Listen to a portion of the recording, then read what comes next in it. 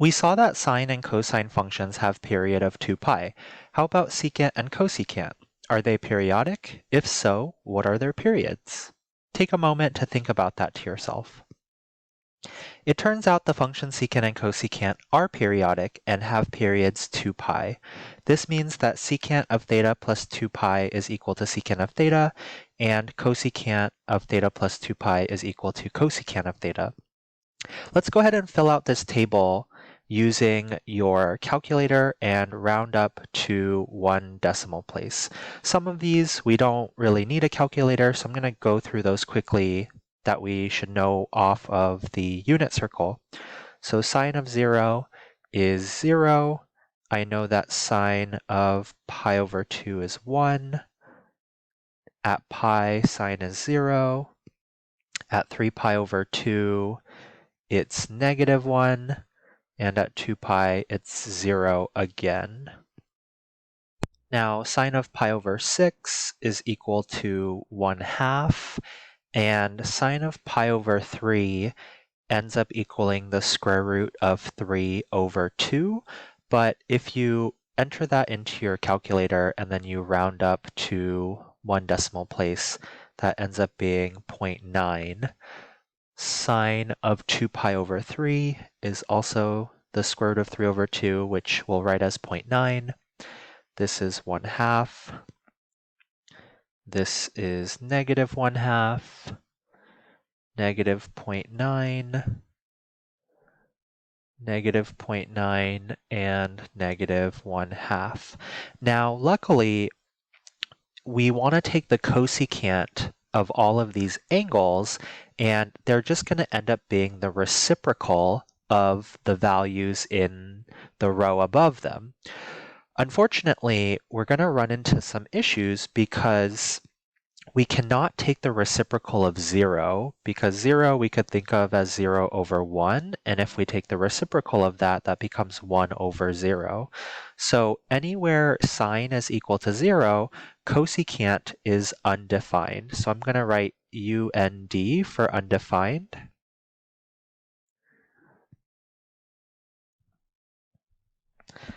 And the other ones I should be okay with. So the reciprocal of the reciprocal of 1/2 is 2. The reciprocal of 0.9 would be 10 over 9. The reciprocal of 1 is 1.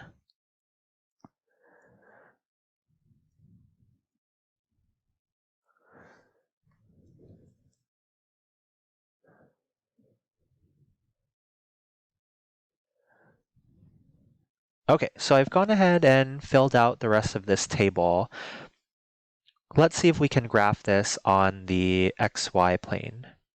So here's my y-axis, here is my x-axis. I'm going to have 2 pi here, about halfway, but well, it should be exactly halfway, but I'm estimating it based off my eyes. So halfway between 0 and 2 pi, we have pi. Halfway between pi and 0, we have pi over 2. And halfway between pi and 2 pi, we have 3 pi over 2. And I know that the maximum value of sine is 1, and the minimum value of sine is -1. So I'm going to plot a few of these points for sine. And I know I'm going to fill this in with a dotted curve instead of a solid curve, because our goal here is not really to graph sine, it's to graph cosecant. So that is normally what our sine graph looks like. And I, again, did it with a dotted curve instead of a solid curve. And another thing that I want to do is anywhere sine is equal to 0, it turns out that there is going to be a vertical asymptote at that location. So sine is 0 on the y-axis, and it turns out, let me use a different color. Maybe I'll use red. So there is a vertical asymptote on the y-axis. There is a vertical asymptote when x equals pi, and there's another vertical asymptote when x equals 2 pi. So with my vertical asymptotes, I am indicating them on my xy plane with a dashed vertical line. Now, let's fill in some values for cosecant. So I know when our angle is pi over 2, the cosecant value is 1. So I'll do that in a different color. I'll use pink, and I'm going to plot that point there. And when our angle is pi over 6, our output is 2.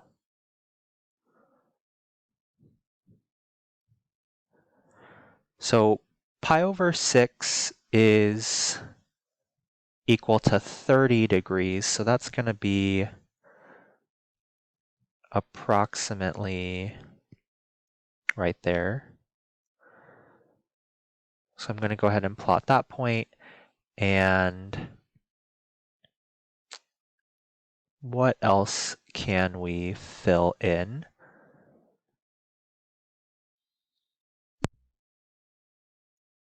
So 2 pi over 6 would be about right there, which simplifies to pi over 3.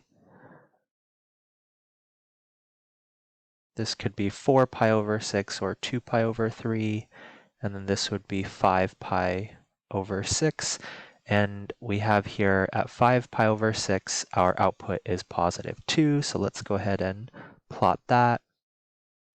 And at 2 pi over 3, it's a little bit above 1. And at pi over 3, again, it's a little bit above 1. And so if we connect those, and I'm going to use a solid curve this time, it's going to look something like that. Now, what happens as we get really close to pi? Well, we see here that our sine graph is going towards 0. And as you get really, really small, if you took the reciprocal of a really small number, it ends up being a really large number. So what happens between 5 pi over 6 and pi is this goes and goes and goes and goes up to infinity. And so it basically hugs our vertical asymptote here. And same thing on this side. Our graph is going up towards infinity, and it gets really, really close to our vertical asymptote, and it hugs it like that. So let me fill in some more x values here. 7 pi over 6, 8 pi over 6, which is the same thing as 4 pi over 3.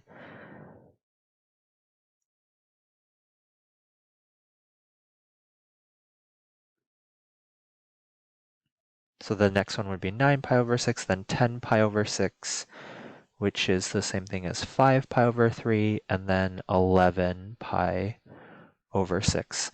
So let's see here. I know when we have 3 pi over 2 as our angle, our output for cosecant is -1. So I'm going to go ahead and plot that point right there. And we know that it's -2 when we plug in 7 pi over 6 and 11 pi over 6. And so I'll plot these points as well. Our graph again is going to look something like a U shape, and it hugs and gets really close to these vertical asymptotes. And it's going to look something like that.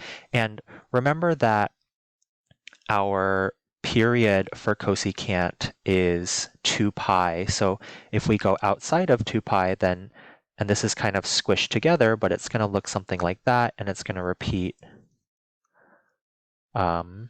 Maybe I could do it on this side, and then this is going to look something like that. And that's a really rough sketch, but this between 0 and 2 pi is a much better sketch since we took our time with that. So that's what one period of our graph of cosecant is going to look like. So note here that cosecant of x goes to infinity as x goes to 0 from the right. So that's illustrated here. As we get closer and closer to our x value being 0 from the right-hand side, the graph or the output value is going off to infinity. And then as we approach pi from the left, that's happening here, same thing, cosecant of x is approaching infinity. In the second line, we have cosine of x approaches negative infinity as x approaches pi from the right. So that's happening here. As x gets closer to pi from the right-hand side, the y value is going down to negative infinity. And then as x approaches 2 pi from the left-hand side, the y value is also going down to negative infinity. So what is the domain and range of y equals cosecant of x? Well, the domain, as we can see, is going to be all real numbers except for when sine of x is equal to 0, because it ends up being the reciprocal and we can't have division by 0. And the places where sine is equal to 0 is integer multiples of pi. So our domain is all real numbers except for integer multiples of pi. Another way we can state that is we could say x cannot equal n pi,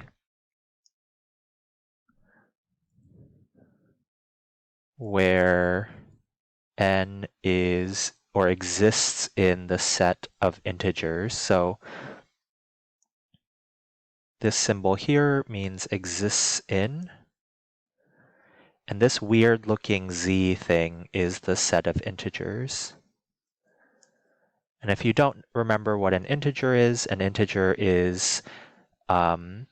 any positive or negative whole number or 0. So that is what our domain is. And then our range, if you notice here, there is no graph happening between these y values.